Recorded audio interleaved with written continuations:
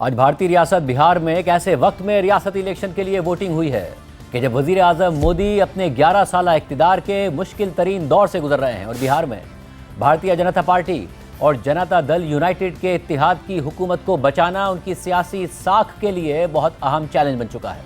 बिहार में जनता दल यूनाइटेड के सरबराह नीतीश कुमार वजीर आला हैं, जबकि हुक्मरान इत्तेहाद और अपोजिशन इत्तेहाद की जमातों कांग्रेस और राष्ट्रीय जनता दल के दरमियान कड़े मुकाबले की तवक्को की जा रही है। राष्ट्रीय जनता दल या आरजेडी मारूफ भारतीय सियासतदान और बिहार के साबिक वजीर आला लालू प्रसाद यादव की पार्टी है और इस दफ़ा उनके बेटे तेजस्वी यादव अपोजिशन इत्तेहाद के वजीर आला के उम्मीदवार हैं, जबकि मारूफ सियासतदान प्रशांत किशोर की पार्टी भी इलेक्शन में सरप्राइज करने के दावे कर रही है। बिहार में अपने इत्तेहादी जेडीयू के नीतीश कुमार की वजारत आला बचाना नरेंद्र मोदी के लिए इस लिहाज से बहुत अहम है क्योंकि गुज़िश्ता साल के कौमी इलेक्शन में लोकसभा में नरेंद्र मोदी की जमात बीजेपी को सादा अक्सरियत नहीं मिली थी और नरेंद्र मोदी को सादा अक्सरियत के साथ वज़ीर आज़म बनने के लिए इत्तेहादियों की 31 नशिस्तों की ज़रूरत पड़ी थी, जिनमें से 12 नशिस्तें जनता दल यूनाइटेड की हैं। इसलिए खदशा जाहिर किया जा रहा है कि अगर बिहार में जनता दल यूनाइटेड को शिकस्त हो जाती है, उनका वज़ीर आला नहीं बन पाता है, तो लोकसभा में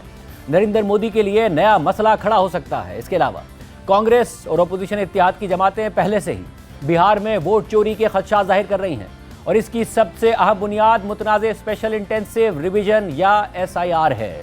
भारतीय इलेक्शन कमीशन ने अपोजिशन की सख्त मुखालफत के बावजूद SIR के तहत बिहार में 25 जून से 26 जुलाई तक वोटर लिस्टों पर नजरसानी की थी और फिर कुछ दिन बाद नजरसानी शुदा वोटर लिस्टें जारी कर दी थी, जिसके बाद राहुल गांधी ने दावा कर दिया था कि बिहार में नई जारी की गई वोटर लिस्टों में 65 लाख वोट डिलीट कर दिए गए हैं। साथ ही इन नजरसानी शुदा लिस्टों में मुतादिद बेज़ाब्तियाँ की गई हैं, जिनमें एक ही वोटर के मुतादिद इंदराज शामिल हैं। इसी तरह वोटर लिस्टों में कसीर तादाद में ऐसे अफराद भी शामिल कर दिए गए हैं जो वफात पा चुके हैं या जिन्होंने फॉर्म तक नहीं भरा था।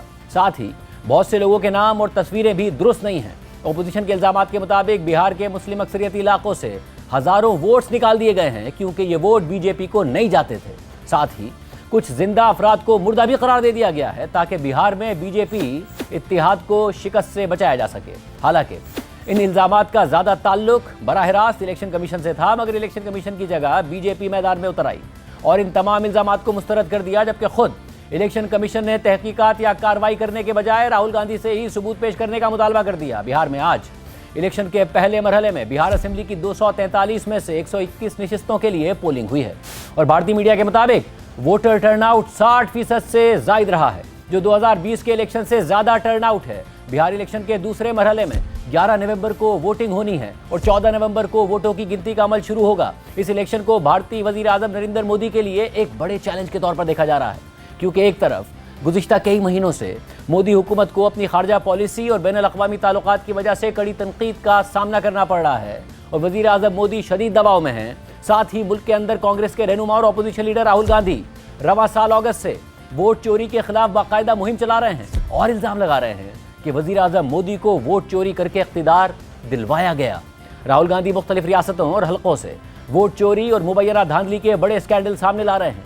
आज बिहार इलेक्शन के पहले मरहले में वोटिंग से सिर्फ एक दिन पहले कल राहुल गांधी ने हरियाणा फाइल्स के नाम से एक और बड़े मुबैना इलेक्शन फ्रॉड से पर्दा उठाया। राहुल गांधी ने 2024 के हरियाणा के रियासती इलेक्शन में बीजेपी और इलेक्शन कमीशन पर 5 तरीक़ों से वोट चोरी करके कांग्रेस की फतह को शिकस्त में तब्दील करने के इल्ज़ामात लगाए हैं। राहुल गांधी ने बताया कि हरियाणा में 8 नशिस्तों पर कांग्रेस हार गई थी और हारी हुई नशिस्तों पर मजमूई तौर पर 22,000 वोट्स की कमी थी, मगर हरियाणा इलेक्शन में चोरी किए गए वोट्स की तादाद 25 लाख है।